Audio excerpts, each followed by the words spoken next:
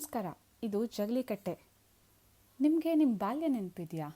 ನಾವು ಚಿಕ್ಕವರು ಇರ್ತಾ ನಮ್ಮ ಅಜ್ಜನ ಮನೆಯಲ್ಲಿ, ಅಜ್ಜಿ ಮನೆಯಲ್ಲೋ ಅಥವಾ ನಮ್ಮ ಮನೆಯಲ್ಲೋ ರಜೆ ದಿನದಲ್ಲಿ ನಾವು ಮಕ್ಕಳೆಲ್ಲ ಸೇರಿ ಸಂಜೆ ಹೊತ್ತಿಗೆ ಕೈಕಾಲು ಮುಖ ತೊಳೆದು ಜಗಲಿಗೆ ಬಂದು ಎಲ್ಲ ಒಟ್ಟಿಗೆ ಸೇರಿ ಕತೆ ಹೇಳೋದು, ಬಾಯ್ಪಾಠ ಹೇಳೋದು, ಸ್ತೋತ್ರ ಭಜನೆ ಮಾಡೋದು ಅಥವಾ ನಮ್ಗೆ ತಿಳಿದಿರೋ ಅಂಥ ಒಂದು ಹೊಸ ವಿಚಾರಗಳನ್ನ ಎಲ್ಲರ ಜೊತೆಗೆ ನಾವು ಸೇರಿ ಹಂಚ್ಕೊಳ್ತಾ ಇದ್ವಿ.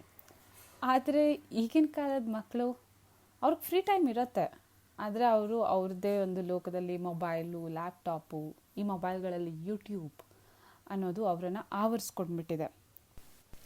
ಹೀಗೆ ಈ ವಿಷಯವನ್ನು ನಾವು ಕಸಿನ್ಸ್ ಅಂದರೆ ನಾನು ಗಾಯತ್ರಿ, ವೃಂದ, ಸುಮಾ ಮಾತಾಡ್ತಾ ಇರುವಾಗ ನಮ್ಮ ಆ ಎಕ್ಸ್ಪೀರಿಯನ್ಸ್ಗಳನ್ನ ಈಗಿನ ಕಾಲದಲ್ಲಿ ಟೆಕ್ನಾಲಜಿಯಿಂದ ಹೇಗೆ ಒಟ್ಟಿಗೆ ಸೇರಿಸಿ ಮಕ್ಕಳಿಗೆ ಪರಿಚಯ ಮಾಡಿದ್ರೆ ಹೇಗೆ ಅಂತ ಯೋಚನೆ ಮಾಡ್ತಾಯಿದ್ವಿ.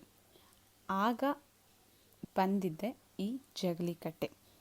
ಹಾಗಾದರೆ ಈ ಜಗಲಿಕಟ್ಟೆಯಲ್ಲಿ ಇರೋದಾದರೂ ಏನು ಅಂತ ನಿಮ್ಗೊಂದು ಪ್ರಶ್ನೆ ಇದ್ದರೆ ಅದಕ್ಕೆ ಉತ್ತರ ನಾ ಹೇಳ್ತಾ ಇದ್ದೀನಿ. ಈ ಜಗಲಿಕಟ್ಟೆಯಲ್ಲಿ ಒಂದು ಸುಭಾಷಿತ, ಕಥೆ, ಕೆಲವೊಂದು ಸಲ ವ್ಯಕ್ತಿ ಪರಿಚಯ, ಇನ್ನೊಂದು ಸಲ ಸ್ಥಳ ಪರಿಚಯ, ಹೀಗೆ ಬೇರೆ ಬೇರೆ ಕಂಟೆಂಟ್ಸ್ ಜೊತೆಗೆ ಮಕ್ಕಳ ಪಾರ್ಟಿಸಿಪೇಷನ್ ಸಹ ಇರಲಿ ಅಂತ ಯಾವುದಾದ್ರೂ ಒಂದು ಚಟುವಟಿಕೆಯನ್ನು ಅದರಲ್ಲಿ ಇನ್ಕ್ಲೂಡ್ ಮಾಡಿದ್ದೀವಿ.